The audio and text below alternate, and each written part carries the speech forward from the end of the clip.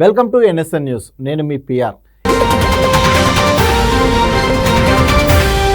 ఒడిశాలోని పూరి జగన్నాథ ఆలయంలోని రత్న బండర్ లోపల గదిని తెరిచారు. గదిలోని విలువైన వస్తువులను తాత్కాలిక స్ట్రాంగ్ రూమ్ కు తరలిస్తున్నారు. ఈ వారంలోనే రత్న బండర్ను తెరవడం ఇది రెండోసారి. ఒడిశా పూరి జగన్నాథ ఆలయంలోని రత్న బండర్ గదిని అధికారులు ఓపెన్ చేశారు. జగన్నాథుడికి పూజలు చేసిన తర్వాత ఒడిశా సర్కారు నియమించిన సూపర్వైజరీ కమిటీ రత్న బండర్లోకి అడుగుపెట్టింది.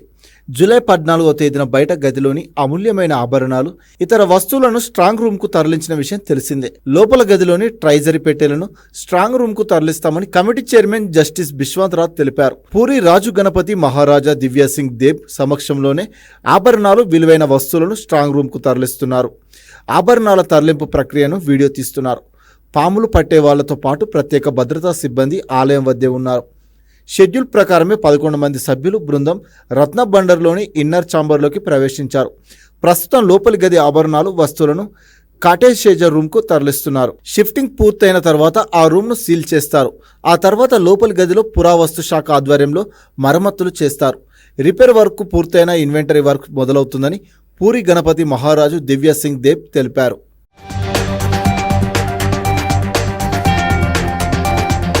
బెంగళూరు సిటీలోని ఫేమస్ జీటీ వరల్డ్ మాల్ వ్యవహారం దేశవ్యాప్తంగా సంచలనంగా మారింది. సినిమా టికెట్ ఉన్నా రైతును మాల్లోకి అనుమతించలేదు. ఈ వ్యవహారంపై కర్ణాటక అసెంబ్లీ దద్దరిల్లింది.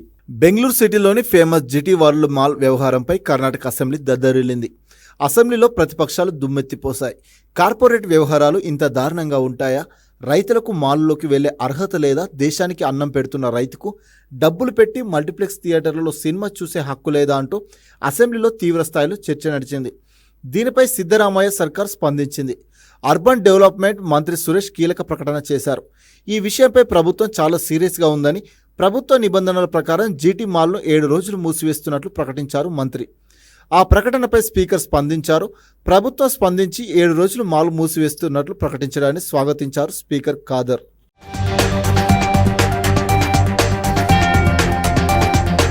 రాష్ట్రంలో రాగల 4 రోజుల పాటు అతి నుంచి అత్యంత భారీ వర్షాలు కురిసే అవకాశం ఉందని వాతావరణ శాఖ తెలిపింది. ఈ నేపథ్యంలో పలు జిల్లాలకు రెడ్, ఆరెంజ్ హెచ్చరికలు జారీ చేసింది. లోతట్టు ప్రాంతాల ప్రజలు అప్రమత్తంగా ఉండాలని సూచించింది. తెలంగాణలో 4 రోజుల పాటు భారీ వర్షాలు కురుస్తాయని హైదరాబాద్ వాతావరణ కేంద్రం ప్రకటించింది. దక్షిణ పరిసర ఉత్తర బంగాళాఖాతంలో అల్పపీడనం ఏర్పడినట్లు తెలిపింది. దీని అనుబంధ ఆవర్తనం మధ్య ట్రోపోస్పియర్ వరకు విస్తరించి ఎత్తుకు వెళ్లే కొద్దీ నైరుతి దిశ వైపు వంగి ఉందని ఒక ప్రకటనలో పేర్కొంది. ఈ ప్రభావంతో రేపు రాష్ట్రంలో అతి నుంచి అత్యంత భారీ వర్షాలు కురిసే అవకాశం ఉందని వాతావరణ కేంద్రం వెల్లడించింది. భద్రాద్రి, కొత్తగూడెం, ఖమ్మం జిల్లాలో అతి నుంచి అత్యంత భారీ వర్షాలు కురుస్తాయని తెలిపింది. ఈ 2 జిల్లాలకు రెడ్ హెచ్చరికలను జారీ చేసింది. ఈ జిల్లాలకు చెందిన ప్రజలు జాగ్రత్తగా ఉండాలని హెచ్చరికలు పంపించింది. అవసరం ఉంటే తప్ప బయటకు వెళ్లొద్దని సూచించింది.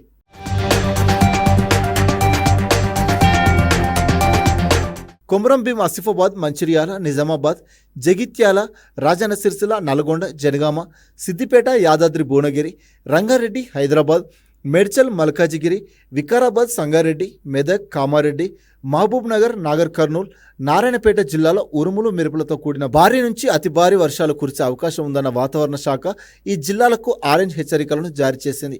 అలాగే సీజనల్ వ్యాధులు విజృంభిస్తున్న నేపథ్యంలో అందరూ జాగ్రత్తలు పాటించాలని ఆరోగ్య శాఖ తెలిపింది.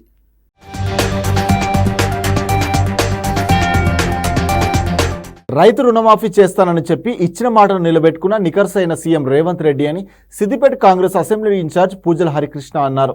రైతుల కలలను సాకారం చేసే ఏకైక రైతు ప్రభుత్వం కాంగ్రెస్ అని కొనియాడారు. రుణమాఫీ చేసి రైతన్నల కష్టాలు తెలిసిన సీఎంగా రేవంత్ రెడ్డి పేద రైతుల హృదయాల్లో నిలిచారన్నారు. రైతులకు రుణమాఫీ చేయడాన్ని హర్షిస్తూ సిద్దిపేట జిల్లా కేంద్రంలో కాంగ్రెస్ నాయకులు, కార్యకర్తలు ముస్తాబాద్ చౌరస్తా నుండి పాత బస్టాండ్ వరకు బైక్ ర్యాలీ నిర్వహించారు. అంతకుముందు జిల్లా కాంగ్రెస్ అసెంబ్లీ ఇన్ఛార్జ్ పూజల హరికృష్ణ ఆధ్వర్యంలో పటాసులు పేల్చి సంబరాలు జరుపుకున్నారు. అంబేద్కర్ విగ్రహానికి పూలమాలలు వేసి నివాళులర్పించిన నేతలు అనంతరం సీఎం రేవంత్ రెడ్డి చిత్రపటానికి రైతులతో కలిసి పాలాభిషేకం చేశారు. బైక్ ర్యాలీలో పాల్గొన్న మహిళా కార్యకర్తలు డప్పు చప్పుళ్ల మధ్య డ్యాన్సులు చేస్తూ జోష్ కనబరిచారు. గత బీఆర్ఎస్ ప్రభుత్వం రాష్ట్రాన్ని అప్పులపాలు చేసిందని హరికృష్ణ విమర్శించారు.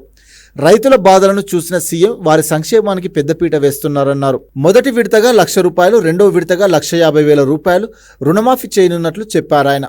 మూడో విడతగా ₹2 లక్షల రైతు రుణమాఫీని తమ కాంగ్రెస్ సర్కార్ ఆగస్టు 15 కల్లా చేసి చూపెడుతుందని ధీమా వ్యక్తం చేశారు. కాంగ్రెస్ ప్రభుత్వం ఇచ్చిన రైతు రుణమాఫీ హామీని అమలు చేస్తే తన పదవికి రాజీనామా చేస్తానన్న ఎమ్మెల్యే హరీష్ రావు చిత్తశుద్ధితో సిద్దిపేట పాత బస్టాండ్ సాక్షిగా రాజీనామా చేయాలని సవాల్ విసిరారు.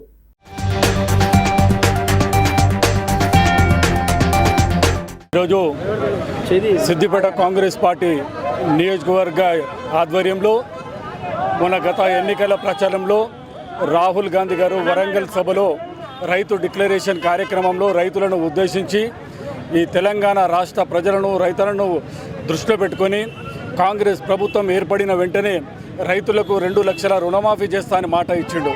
ఆ మాట ప్రకారం తెలంగాణ రాష్ట్రంలో కాంగ్రెస్ ప్రభుత్వం ఏర్పడిన వెంటనే ఈరోజు ముఖ్యమంత్రి రేవంత్ రెడ్డి గారు మన దేశంలో ఏ రాష్ట్రం చేయకూడని పని ఈరోజు తెలంగాణ రాష్ట్రంలో రేవంత్ రెడ్డి గారు ఎంత ఆర్థికంగా ఇబ్బందులకు గురి చేసినా, ఎందుకనంటే గత బీఆర్ఎస్ ప్రభుత్వంలో మొత్తం రాష్ట్రాన్ని అప్పుల పాలు చేసినా కూడా రేవంత్ రెడ్డి గారు రాహుల్ గాంధీ గారు రైతన్నలకు ఇచ్చిన మాట నిలబెట్టుకోవడానికి ఎన్ని ఇబ్బందులకు గురైనా ఈరోజు కంకణం కట్టుకొని 2 లక్షల రుణమాఫీ చేయడానికి సిద్ధమైండు. అందులో భాగంగా ఈరోజు 4 గంటలకు ప్రతి రైతుకు 1 లక్ష వరకు రుణమాఫీ కాబోతా ఉంది. రెండో విడతలో 1,50,000 ఎవరికైతే ఉందో వారికి రుణమాఫీ కాబోతా ఉంది. మూడో విడతలో 2 లక్షల రుణమాఫీ ఈ ఆగస్టు నెల లోపల, అంటే 1,50,000 2 లక్షలు ఏకకాలంలో విడతల వైజ్గా కాదు ఏకకాలంలో రుణమాఫీ కాబోతా ఉంది. అయ్యా హరీష్ రావు, నీకు ఒకటే సవాల్ విసురుతా ఉన్నా, సిద్దిపేట పాత బస్టాండ్ నుంచి నీకు సిగ్గు శరం ఏమైనా ఉంటే మా రేవంత్ రెడ్డి గారిని ప్రశ్నించినావు, కాంగ్రెస్ ప్రభుత్వాన్ని ప్రశ్నించినావు. రైతు రుణమాఫీ చేస్తా అంటే నేను రాజీనామా చేస్తా అంటావు. ఇప్పుడు నీకు చిత్తశుద్ధి ఉంటే వెంటనే పాత బస్టాండ్ దగ్గరకు వచ్చి నీ రాజీనామా చేయాలని కాంగ్రెస్ పార్టీ తరఫున డిమాండ్ చేస్తూ ఉన్నాము. మేము ఎప్పుడైనా కాంగ్రెస్ పార్టీ రైతు పక్షాన నిలబడింది, రైతన్న రాజు కావాలనే కోరుకుంది. ఆనాడు బీఆర్ఎస్ ప్రభుత్వంలో రైతులు ఆత్మహత్యలు చేసుకున్నారు. అప్పుల మీద అప్పులు, వడ్డీలు కట్టలేక, బ్యాంకుల చుట్టూ తిరగలేక, అన్ని ఆస్తులు తగలబెట్టి ఈరోజు ఆత్మహత్యలు చేసుకుంటే మా ప్రభుత్వం ఏర్పడిన 5 నెలల లోపలనే ఈరోజు 2 లక్షల రుణమాఫీ చేసి ఈరోజు రైతన్నకు మేము అండగా నిలబడ్డాం. మేము ఒక రైతు రుణమాఫీ కాదు, రైతన్న సబ్సిడీ విషయంలో కానీ, ఉచిత కరెంటు విషయంలో కానీ, పండించిన పంటకు గిట్టుబాటు ధర విషయంలో కానీ కాంగ్రెస్ ప్రభుత్వం రేవంత్ వాళ్ళకు అండగా నిలబడతాడని నేను కోరుకుంటూ, ఇప్పటికైనా టీఆర్ఎస్ ప్రభుత్వం చేసిన వ్యాఖ్యలను వెనుకకు తీసుకొని, హరీష్ రావు చేసిన వ్యాఖ్యలను వెనుకకు తీసుకొని వెంటనే రాజీనామాకు సిద్ధంగా ఉండాలని మేము సవాల్ విసురుతా ఉన్నాం. మాట ఇచ్చి రైతులకు రుణమాఫీ చేసి చూపిన పేదల పెన్నిది సీఎం రేవంత్ రెడ్డి అని అన్నారు సిద్దిపేట కాంగ్రెస్ నాయకుడు చక్రధర్ గౌడ్. సిద్దిపేటలోని ఫార్మర్స్ ఫస్ట్ ఫౌండేషన్లో ఏర్పాటు చేసిన మీడియా సమావేశంలో మాట్లాడారు ఆయన. ఎన్నికల వేళ ఇచ్చిన హామీలను అమలు చేసిన రైతు సీఎం రేవంత్ రెడ్డి అని కొనియాడారు. ఆగస్టు కల్లా ఇచ్చిన రైతు రుణమాఫీ హామీ అమలు చేస్తే రాజీనామా చేస్తారని చెప్పిన ఎమ్మెల్యే హరీష్ సిద్దిపేట సాక్షిగా రాజీనామా చేసేందుకు సిద్ధంగా ఉండాలని చక్రధర్ సవాలు విసిరారు. రాజీనామా చేసి తన చిత్తశుద్ధి నిరూపించుకోవాలని హరీష్కు సూచించారాయన. ప్రభుత్వాన్ని విమర్శించే ముందు నోరు అదుపులో పెట్టుకోవాలన్నారు. రైతు సంక్షేమానికి పెద్దపీట వేస్తున్న కాంగ్రెస్ ప్రభుత్వంపై విమర్శలు చేస్తే చూస్తూ ఊరుకోబోమన్నారు.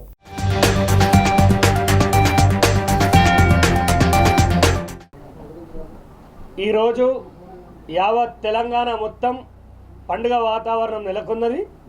ఏడజూడు రేవంత్ రెడ్డి అనే ఒక పేరు మారిమోగుతుంది. రైతులందరూ చాలా సంతోషంగా ఉన్నారు. ఒక మాట చెప్పిండు రైతు రుణమాఫీ అని, ఆ మాట కట్టుబడి ఉన్నాడు. ఇలా ప్రతిపక్షాలకు చెంపదెబ్బ కొట్టినట్టు రేవంత్ రెడ్డి గారు ఇచ్చిన మాట అది మామూలు విషయం కాదు. ఒకప్పుడు రాజశేఖర్ రెడ్డితో సాధ్యమైంది, తర్వాత రేవంత్ రెడ్డి గారు అది చేసి చూపించారు. మళ్ళీ కాంగ్రెస్ పాలనలో సువర్ణ అక్షరాలతో రాసే రోజు ఈరోజు. రైతులందరూ రేవంత్ రెడ్డి చల్లగా ఉండాలని, రేవంత్ రెడ్డి బాగుండాలని దీవిస్తున్న రోజు ఇది. మేము గర్వంగా కాంగ్రెస్ పార్టీ కార్యకర్తలమని చెప్పుకొని వాళ్ళ గల్లెగరేసుకొని తిరిగే పరిస్థితి ఉన్నది.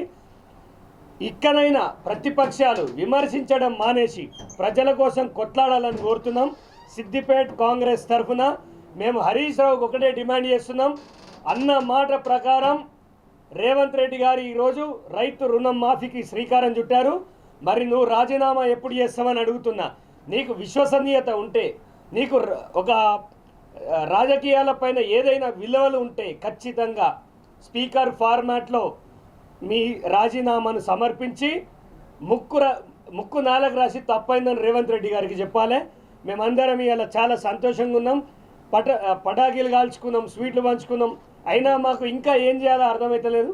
అంత ఆనందంగా ఉన్నాం. ఖచ్చితంగా నేను ఒక ఫౌండేషన్లో స్థాపించి రైతు ఆత్మహత్యలపైన కొట్లాడి తలా ₹1,00,000 ఇచ్చిన వ్యక్తిని. ఆ గవర్నమెంట్ నన్ను జైలు వేస్తే రేవంత్ అన్న గవర్నమెంట్ నన్ను బయట సమాజంలో ఒక విలువనిచ్చి ఇలా కాంగ్రెస్ పార్టీలో జాయిన్ చేసుకొని రైతులకు సేవ చేసే మరో సువర్ణ అవకాశం ఇచ్చారు. వారికి నేను జీవితాంతం రుణపడి ఉంటానని మాటిస్తున్నాను. రాష్ట్ర వ్యాప్తంగా ఒకేసారి రైతులకు రుణమాఫీ చేసిన ఈ దినం చారిత్రాత్మకమని మంత్రి తుమ్మల నాగేశ్వరరావు అన్నారు. ఇచ్చిన హామీ మేరకు రైతు రుణమాఫీ చేసి సర్కార్ మాట నిలబెట్టుకుందని తెలిపారు మంత్రి తుమ్మల. హైదరాబాద్లోని సెక్రటేరియట్లో రైతులతో CM Revanth Reddy video conference నిర్వహించారు. ఈ సందర్భంగా రైతులను ఉద్దేశించి మంత్రి తుమ్మల మాట్లాడుతూ రాష్ట్రంలో రైతులంతా ఇవాళ పండుగ జరుపుకుంటున్నారన్నారు. రుణమాఫీకి నిధుల సమీకరణలో ప్రభుత్వానికి ఎన్ని ఇబ్బందులు ఎదురైనా తాము వెనక్కి తగ్గేది లేదన్నారు. ప్రతిపక్షాలు రుణమాఫీ విషయంలో ప్రభుత్వాన్ని అపహాస్యం చేసినా పట్టించుకోలేదని తెలిపారు. ఇచ్చిన హామీ మేరకు రైతు రుణమాఫీ చేసి సర్కారు మాట నిలబెట్టుకుందని గుర్తు చేశారు. అత్యంత కష్టతరమైన బృహత్తర కార్యక్రమాన్ని కాంగ్రెస్ చేసి చూపించిందంటూ ఎమోషనల్ అయ్యారు. రైతు రుణమాఫీ విషయంలో తమ అధినాయకుడు రాహుల్ గాంధీ మాట ఇచ్చారనే విషయాన్ని గుర్తు చేశారు. ఇక భవిష్యత్తులో కూడా రైతులకు ప్రయోజనం చేకూర్చే పనులు చేసి తీరుతామని మంత్రి తుమ్మల స్పష్టం చేశారు.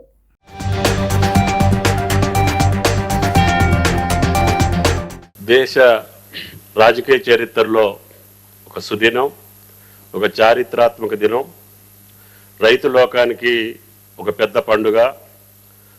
భారతదేశ రాజకీయాల్లో కూడా ఒకే ఒక్కసారి మన్మోహన్ సింగ్ గారి నాయకత్వంలో ఆనాడు యూపీఏ ప్రభుత్వం దేశం మొత్తానికి కలిపి 70,000 కోట్లు రుణమాఫీ జరిగింది. దాని తర్వాత గౌరవ ముఖ్యమంత్రి, ఆనాటి పిసిసి అధ్యక్షులు గౌరవనీయులు రేవంత్ రెడ్డి గారి నాయకత్వాన కాంగ్రెస్ పార్టీ, అఖిల భారత కాంగ్రెస్ పార్టీ నాయకులు శ్రీమతి సోనియా గాంధీ గారు, అగ్రనాయకులు రాహుల్ గాంధీ గారు, ఖర్గే గారి యొక్క ఆధ్వర్యంలో ఏదైతే తెలంగాణ రైతు లోకానికి మాట ఇచ్చారో ఆ వాగ్దానాన్ని నిలుపుకునే భాగంలో ఎంతోమంది ఎన్నో రకాలుగా దీన్ని అపహాస్యం చేసినప్పటికీ, అవహేళన చేసినప్పటికీ, ఇది కాదు, జరగదు అని చెప్పి వాళ్ళు నిర్ధారణకు వచ్చి పెద్ద పెద్ద షరతులు పెట్టుకున్నారు. వాళ్ళు పదవులే కోల్పోయేటటువంటి రీతిలో వాళ్ళు సవాళ్ళు విసిరారు. వాటిని అన్నింటినీ కాదని క్లిష్ట పరిస్థితుల్లో కూడా, ఆర్థిక పరిస్థితులు అనుకూలంగా లేకపోయినా, గత ప్రభుత్వ కాలంలో అనిశ్చితమైనటువంటి పాలన, అవగాహన లేనటువంటి పాలన, అవినీతి పాలన వల్ల ఆర్థిక పరిస్థితి చిన్నాభిన్నమైనప్పటికీ మీరు ఇచ్చినటువంటి మాట, పార్టీ ఇచ్చినటువంటి మాట కట్టుబడి, ఎన్ని ఇబ్బందులున్నా, ఎన్ని కష్టాలున్నా నేను ఇచ్చినటువంటి మాట కట్టుబడి మీరు పార్లమెంట్ ఎన్నికల సందర్భంగా రైతు లోకానికి ఇచ్చినటువంటి హామీ, రేపు స్వాతంత్ర దినోత్సవానికి కల్లా నేను 2 లక్షల రుణమాఫీ చేస్తానని చెప్పి అన్ని జిల్లా కేంద్రాల్లో, అన్ని బహిరంగ సభల్లో రైతు లోకానికి మీరు ఇచ్చినటువంటి భరోసా, దానికి అనుగుణంగానే రైతులు నమ్మి మనకి అధికారం ఇచ్చారు. తద్వారా మనల్ని ఆశీర్వదించారు. ఆ ఆశీర్వాద ఫలితంగా ఈనాడు భారతదేశ రాజకీయాల్లో తెలంగాణ మోడల్ను సృష్టించడానికి ఏం జరిగింది, భారతదేశంలో కాంగ్రెస్ ప్రభుత్వం తెలంగాణలో వస్తే అంటే ఇది జరిగిందని చెప్పుకోవటానికి భారతదేశంలో ఉన్నటువంటి అన్ని రాష్ట్రాలు మన వెంట, తెలంగాణ పాలన వెంట రేవంత్ రెడ్డి గారి నాయకత్వంలో జరిగినటువంటి అద్భుతాన్ని దృష్టిలో పెట్టుకొని వాళ్ళు కూడా పాటించాల్సినటువంటి అవసరాన్ని ఈనాడు భారత రైతాంగం మీకెళ్ళి చూసేటటువంటి అవకాశాన్ని ఈరోజు అత్యంత కష్టతరమైనటువంటి ఈ బృహత్తర కార్యక్రమాన్ని ఈ చారిత్రక దినం రోజున మీరు ప్రారంభించడం తెలంగాణ రైతాంగం తరపున, వ్యవసాయ శాఖ తరపున మీకు ధన్యవాదాలు తెలియజేస్తూ, అల్లూరి సీతారామరాజు జిల్లాలో కుండపోత వర్షం కురిసింది. ఉదయం నుంచి మధ్యాహ్నం వరకు ఎడతెరిపి లేకుండా వాన కురిసింది. దీంతో చింతూరు ఏజెన్సీలో వాగులు, వంకలు పొంగి పొర్లుతున్నాయి. కొండరాజుపేట, కాజువేపై ఉధృతంగా వర్షపు నీరు ప్రవహిస్తుంది. దీంతో సమీప గ్రామాలకు రాకపోకలు నిలిచిపోయాయి. ఉమ్మడి గోదావరి జిల్లాలోనూ భారీ వర్షం పడింది. అన్నవరంలో భారీగా వాన కురవడంతో కొండవాగు ఉప్పొంగి ప్రవహిస్తుంది. ఈ క్రమంలో 15 గ్రామాలకు రాకపోకలు బంద్ అయ్యాయి. మరోవైపు లోతట్టు ప్రాంతాలని జలమయమయ్యాయి. జిల్లాలో పలు చోట్ల రహదారులపై నీళ్లు నిలిచిపోవడంతో వాహనదారులు ఇబ్బందులు పడుతున్నారు. తూర్పుగోదావరి జిల్లా దేవరపల్లిలో కుండపోత వర్షం కురిసింది. లోతట్టు ప్రాంతాలు నీట మునిగాయి. దేవరపల్లి ఎస్బీఐ బ్యాంకులోకి 3 అడుగుల మేర నీళ్లు చేరాయి. అటు రాజమండ్రిలో ఎడతెరిపి లేకుండా వర్షం దంచుకొట్టింది. డ్రైనేజీలు పొంగి పొరలడంతో రోడ్లు చెరువులను తలపిస్తున్నాయి. దేవీపట్నం గండిపోచమ్మ దేవస్థానం వద్ద గోదావరి నది ఉగ్రరూపం దాల్చింది. దీంతో అమ్మవారి వడికట్టు వరకు నీళ్లు చేరాయి. వర్ష ప్రభావంతో పాపికొండల్లో బోటింగ్ను నిలిపివేశారు.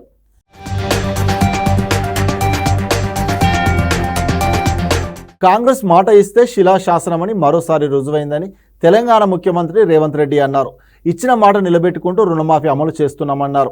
తొలి విడతగా 1 లక్ష లోపు ఉన్న రైతులకు రుణమాఫీని ఆయన లాంఛనంగా ప్రారంభించారు. రేవంత్ సర్కార్ ఎన్నికల్లో ఇచ్చిన హామీలో ఒకటైన రైతు రుణమాఫీకి ముందడుగు వేసింది. అందులో భాగంగానే రుణమాఫీ ప్రక్రియను ప్రారంభించారు. రాష్ట్ర వ్యాప్తంగా 110 రైతు వేదికల్లోనూ రైతులతో నిర్వహించిన వీడియో కాన్ఫరెన్స్లో సచివాలయం నుంచి ఆయన మాట్లాడుతూ మొత్తం 11.50 లక్షల మంది రైతుల ఖాతాల్లోకి 6.98 కోట్ల నగదు జమ చేసినట్లు తెలిపారు. ఆర్థిక శాఖ ఇప్పటికే బ్యాంకులకు నగదు జమ చేసిందన్నారు. గత ప్రభుత్వం రుణమాఫీ అమలు చేస్తామని 5 ఏళ్లు కాలయాపన చేసిందని, ఈ పథకాన్ని సరిగ్గా అమలు చేయలేదన్నారు. రైతు డిక్లరేషన్లో భాగంగా రైతులకు రుణమాఫీ చేస్తున్నామన్నారు. ఇంతకు ముందు చెప్పినట్లుగానే ఈ నెలాఖరు నాటికి 1.5 లక్షల వరకు ఉన్న రైతు రుణాలను మాఫీ చేస్తామని, పాస్బుక్ ఆధారంగానే రుణమాఫీ ఉంటుందన్నారు. కుటుంబాన్ని నిర్ధారించేందుకే రేషన్ కార్డు ప్రమాణికమని, రుణాలు తీసుకున్న దాదాపు 6.36 లక్షల మందికి రేషన్ కార్డులు లేవని, అందుకే పాస్బుక్ ఆధారంగా రుణమాఫీ చేస్తున్నామని సీఎం రేవంత్ తెలిపారు.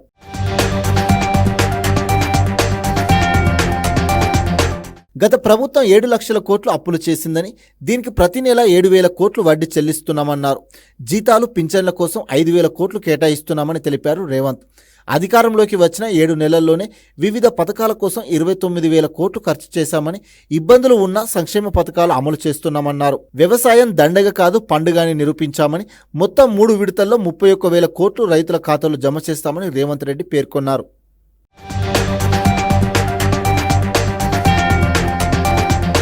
రుణమాఫీ సొమ్ము జమ అవుతున్న వేళ కొందరు సైబర్ నేరగాళ్లు ఫోన్లు హ్యాక్ చేస్తున్నారని Siddipet police commissioner doctor B Anuradha ఓ ప్రకటనలో తెలిపారు. వాట్సాప్లో ఏపీకే లింకులు పంపిస్తున్నారని, వాటిలో ఎట్టి పరిస్థితుల్లో క్లిక్ చేయవద్దని సూచించారు. అలాగే రుణమాఫీ పేరుతో ఎవరు ఫోన్ చేసినా మీ ఓటీపీలు వివరాలు చెప్పొద్దని తెలిపారు. ఒకవేళ పొరపాటున లింకులు క్లిక్ చేసి ఎవరైనా డబ్బులు పోగొట్టుకుంటే 1930కి కాల్ చేసి ఫిర్యాదు చేయాలని చెప్పారు.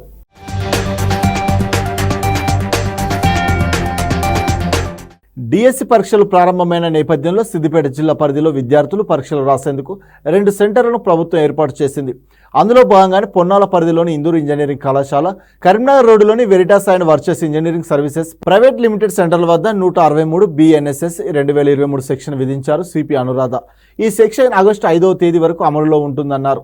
పరీక్షలు జరుగుతున్న సమయంలో సెంటర్ల వద్ద ఉన్న జిరాక్స్ సెంటర్లు మూసివేయాలన్నారు. ముఖ్యంగా పరీక్ష కేంద్రాల వద్ద పటిష్టమైన బందోబస్తు ఏర్పాటు చేయాలని సిపి ఒక ప్రకటనలో తెలిపారు.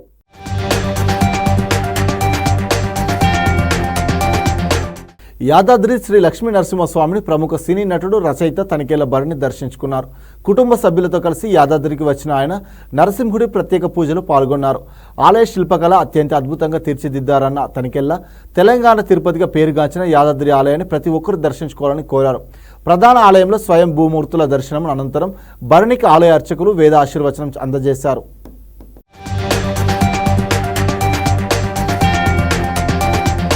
భారీ వర్షాలకు భద్రాద్రి కొత్తగూడెం జిల్లా అశ్వారావుపేట నియోజకవర్గంలో వాగులు వంకలు పొంగి పొర్లుతున్నాయి. ప్రధానంగా దమ్మపేట మండలంలో లోతట్టు ప్రాంతాలు జలమయంగా కాగా ఇళ్లలోకి నీరు చేరి స్థానికులు ఇబ్బందులు పడ్డారు. దమ్మపేట మందలపల్లి ప్రధాన రహదారి వరద నీటితో కాల్వలు తలపిస్తుంది. ములకలపల్లి మండలంలో రహదారులపై నీరు చేరి పలు చోట్ల రాకపోకలకు అంతరాయం ఏర్పడింది. అశ్వారావుపేట మండలంలోని పెద్దవాగు ప్రాజెక్టులోకి భారీగా వరద నీరు చేరడంతో 2 గేట్లు ఎత్తి నీటిని విడుదల చేస్తున్నారు. ప్రధానంగా అశ్వారావుపేట భద్రాచలం రహదారిలో ఉట్టపల్లి సమీపంలో భారీ వృక్షం రహదారికి అడ్డంగా పడడంతో వాహనాల రాకపోకలకు ఇబ్బందులు ఏర్పడ్డాయి. ఉదయం నుంచి తెరిపి లేకుండా వర్షం కురుస్తుండటంతో జనాలు ఇళ్లలో నుంచి బయటకు రాలేని పరిస్థితి నెలకొంది.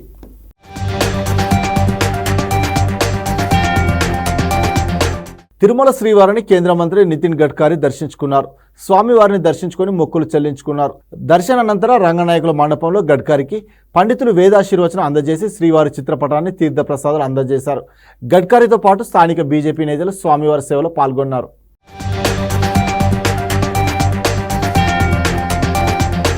సిద్దిపేట జిల్లా ప్రముఖ పుణ్యక్షేత్రం కొమరవెల్లి మల్లికార్జున స్వామి ఆలయంలో అవినీతి అక్రమాలే కాకుండా చోరీలకు కూడా పాల్పడుతున్నారు. ఇప్పటి వరకు పరోక్షంగా మల్లన్న ఆదాయానికి గండి కొడుతుంటే తాజాగా చేపట్టిన ఉండి లెక్కింపులో చేతివాటం చూపారు. ఓ బంగారం గొలుసు చెత్తకుప్పలో ప్రత్యక్షమవ్వడం చర్చనీయాంశంగా మారింది. ఆలయంలో ఈవో బాలాజీ, ఏఈఓ గంగ శ్రీనివాసుల పర్యవేక్షణలో భక్తుల కాணிకలు లెక్కిస్తున్నారు. బంగారు కాணிకలను ఏఈఓ చిన్న డబ్బాలో వేశారు. మధ్యాహ్నం వచ్చి చూసేసరికి బంగారం గొలుసు ఉంగరం కనిపించలేదు. ఈ విషయం ఈవో దృష్టికి వెళ్లడంతో బంగారు కాணிకలు వేసిన డబ్బాలో పరిశీలించారు. అక్కడే ఉన్న పోలీస్ సిబ్బంది చుట్టుపక్కల వెతకడంతో బంగారం గొలుసు ఓ చెత్త కుప్పలో లభ్యమైంది. ఈ ఘటనపై అనుమానం వ్యక్తం చేస్తూ ఈవో బాలాజీ స్థానిక పోలీస్ స్టేషన్లో ఫిర్యాదు చేశారు.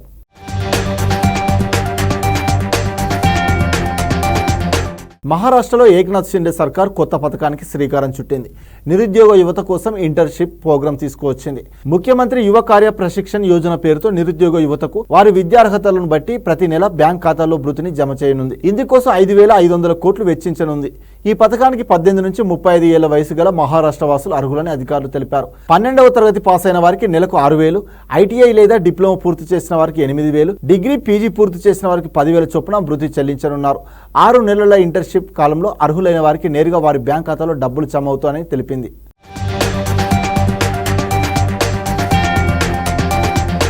జగన్ పాలనలో శాంతి భద్రతలు ఎలా ఉన్నాయో అందరికీ తెలుసని ఏపీ హోంమంత్రి అనిత ఎద్దేవా చేశారు.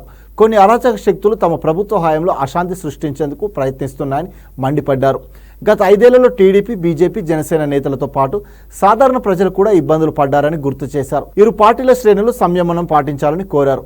వైసీపీ కవ్వింపు చర్యలతో కూటమి కార్యకర్తలు హద్దులు మీరొద్దని, ప్రభుత్వానికి చెడ్డ పేరు తెచ్చేలా ప్రవర్తించవద్దని కోరారు.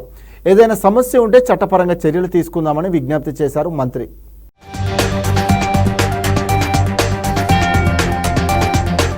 గవర్నమెంట్ లో తెలుగుదేశం పార్టీ వాళ్ళు గానీ, జనసేన వాళ్ళు గానీ, బీజేపీ వాళ్ళు గానీ ఎన్ని ఇబ్బందులు పడ్డారో కామన్ పీపుల్ కూడా అంతే ఇబ్బంది పడ్డారు. భూ కబ్జాల విషయంలో కానివ్వండి, వాళ్ళ మీద దాడుల విషయంలో కానివ్వండి, డాక్టర్ సుధాకర్ లాంటి డాక్టర్స్ విషయంలోనే కానివ్వండి, డాక్టర్ అనితారాణి లాంటి డాక్టర్స్ విషయంలో కానివ్వండి, వీళ్ళందరి పరిస్థితి ఇప్పుడు ఎలా ఉందంటే 5 సంవత్సరాలు చాలా ఇబ్బందులు పడ్డాం. సో ఈ రోజు ఏదైనా ఒక విషయంలో ఒక ప్రొయాక్టివ్ గా ఒక స్టెప్ తీసుకోవడానికి కొంచెం సిద్ధపడుతున్నారు కొంతమంది. నేనేమంటానంటే మీతో పాటు అందరం సఫర్ అయిన వాళ్ళమే. అందరికన్నా ఎక్కువగా చంద్రబాబు నాయుడు గారు, పవన్ కళ్యాణ్ గారు కూడా సఫర్ అయ్యారు. ఇటువంటి సిచ్యువేషన్స్ లో ఈ రోజు మనం అధికారంలో ఉన్నాం. అధికారంలో ఉండేటప్పుడు సంయమనం పాటించాల్సిన అవసరం తెలుగుదేశం పార్టీ కార్యకర్తలు గానీ, జనసేన పార్టీ కార్యకర్తలు గానీ అందరికీ కూడా ఉంది. ఎందుకంటే వాళ్ళు రెచ్చగొట్టే తీరులో ఉన్నారు.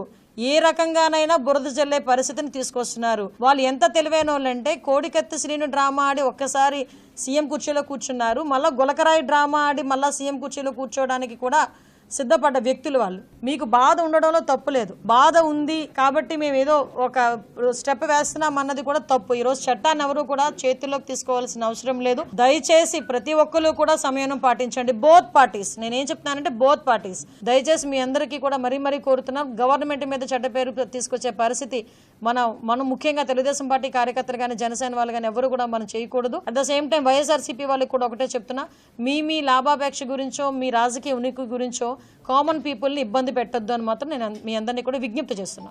ఢిల్లీ లిక్కర్ స్కామ్ కేసుకు సంబంధించిన మనీ లాండరింగ్ కేసులో ఎమ్మెల్సీ కవిత తీహార్ జైల్లో ఉన్నారు.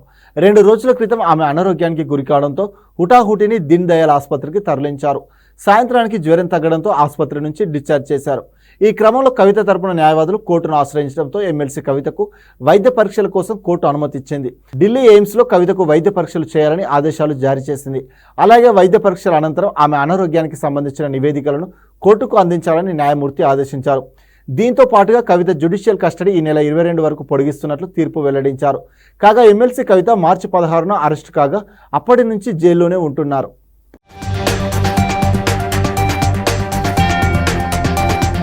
Adilabad municipal vice chairman Zaheer రంజానీపై అసంతృప్తి కౌన్సిలర్లు పెట్టిన అవిశ్వాస తీర్మానం నెగ్గింది. జహీర్ రంజానీ ఇటీవల బీఆర్ఎస్ నుంచి కాంగ్రెస్లో చేరడంతో అసంతృప్తి కౌన్సిలర్లు కలెక్టర్కు అవిశ్వాస తీర్మానం నోటీసులు ఇచ్చారు. 49 మంది కౌన్సిలర్లు కలిగిన ఆదిలాబాద్ మున్సిపాలిటీలో ఇటీవల కాంగ్రెస్లో చేరిన బీఆర్ఎస్ కౌన్సిలర్లు కాంగ్రెస్ కౌన్సిలర్లు సమావేశానికి హాజరు కాలేదు. అవిశ్వాసానికి 33 మంది సభ్యులు హాజరు కావాల్సి ఉండగా బీజేపీ, ఎంఐఎం, బీఆర్ఎస్కు చెందిన 34 మంది కౌన్సిలర్లు హాజరయ్యారు. ఎక్స్ అఫీషియో సభ్యుడిగా ఆదిలాబాద్ ఎమ్మెల్యే పాయల్ శంకర్ హాజరు కావడంతో కోరం సంఖ్య 35కు చేరింది. దీంతో జహీర్ రంజానీపై పెట్టిన అవిశ్వాసం నెగ్గినట్లు ఆర్డీఓ వినోద్ కుమార్ ప్రకటించారు.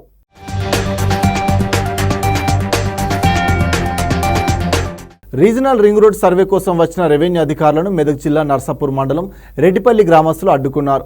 ఇప్పటికీ పలుమార్లు భూములు కోల్పోయామని రైతులు ఆవేదన వ్యక్తం చేస్తున్నారు. తాము కోల్పోతున్న భూమికి మరొక చోట భూమి ఇవ్వాలని అధికారులను కోరారు.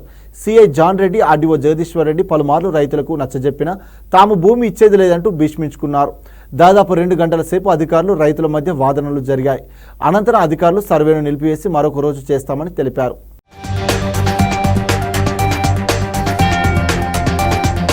ఇంతటితో ఈ వార్తలు సమాప్తం. మరిన్ని వార్తలతో మళ్ళీ కలుద్దాం. అంతవరకు చూస్తూనే ఉండండి మన NSN న్యూస్.